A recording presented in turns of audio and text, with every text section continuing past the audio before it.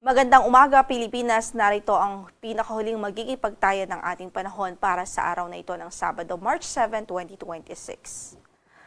Kasalukuyang umiiral ang amihan ng Northeast Monsoon sa Hilagang Luzon.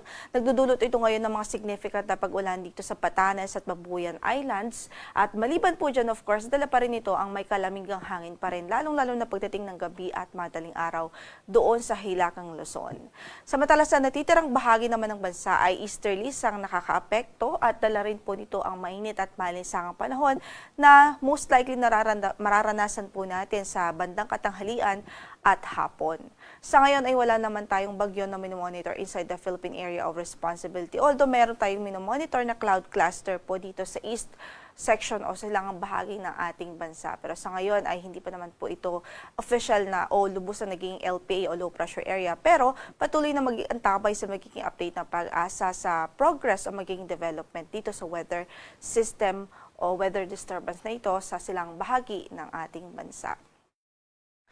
Sa ngayon ay asahan pa rin natin ang maulap na papawirin at tsansa ng mga pagbuhos ng ulan dito sa Batanes at Babuyan Islands dahil sa epekto ng amihan o Northeast Monsoon. Samantala sa mainland Cagayan at Apayao, asahan din natin ang maulap na papawirin at mahihinang pagbuhos ng ulan. Sa natitirang bahagi pa ng Northern Luzon, dito po sa Ilocos Region, rest of Cordillera Administrative Region at rest of Cagayan Valley, asahan natin ang bahagyang maulap hanggang sa maulap na papawirin at may tsansa ng mga pulo-pulo o isolated light rains. Samantalang dito po sa Metro Manila at natitirang bahagi pa ng Luzon ay bahagyang maulap hanggang sa maulap din ng papawirin. Generally fair weather naman pero hindi pa rin inaalis yung tsansa ng mga localized at mga panandali ang pagbuhos ng ulan, especially sa hapon at gabi dahil po sa mga thunderstorms or mga localized thunderstorms. Sa Metro Manila, pwede pong umabot hanggang sa 32 degrees Celsius ang ating maximum temperature for today. Sa Baguio naman ay maglalaro from 16 to 25 degrees Celsius, 25 to 32 sa Lawag, 23 to 32 sa Tuguegarao City, 21 to 30 degrees Celsius sa Tagaytay at 25 to 32 degrees Celsius sa Legazpi City. Samantala sa Kabisayan at Mindanao ay bahagyang maulap hanggang sa maulap din ang papawirin. Kung may mga pag-ulan man ay mga isolated po ito, mga pulo-pulo at mga at mga panandali ang pagbuhos lamang due to localized thunderstorms as well. So sa Tacloban, 25 to 32 degrees Celsius ang inaasahang magiging agwat ng temperatura. Sa Cebu ay 25 to 31 degrees Celsius, 26 to 31 sa Iloilo, 25 to 33 sa Puerto Princesa City at 27 to 32 degrees Celsius sa Kalayaan Islands. Habang sa Cagayan de Oro, 24 to 30 degrees Celsius, sa Davao ay 24 to 33 at sa Zamboanga City ay 25 to 33 degrees Celsius sa magiging agwat ng temperatura.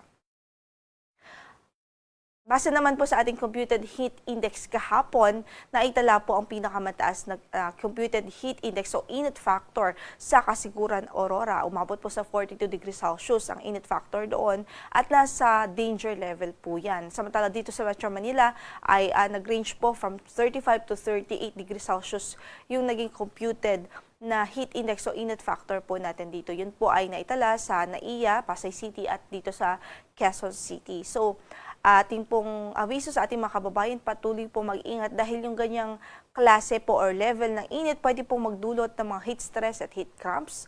So hanggat maaari po iwasan muna ang direct exposure sa sunlight, lalong-lalo na sa katanghalian at early afternoon.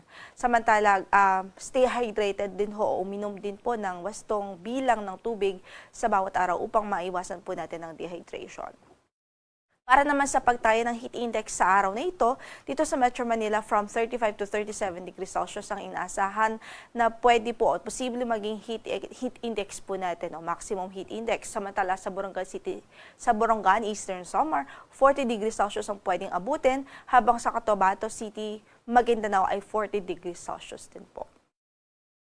Ngayon ay meron tayong gale warning na nakataas at ito po ay nakataas sa Batanes at Babuyan Islands. So ibig sabihin po niyan hanggat maaari hindi po muna natin nire-recommend ang pumalaot, lalong-lalo na yung maliliit na sasakyang pandagat dahil magiging maalon hanggang sa napakaalon ng kondisyon ng ating karagatan doon.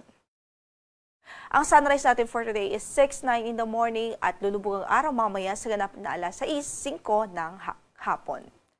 Ito po si Lori de la Cruz Galicia. Magandang umaga po.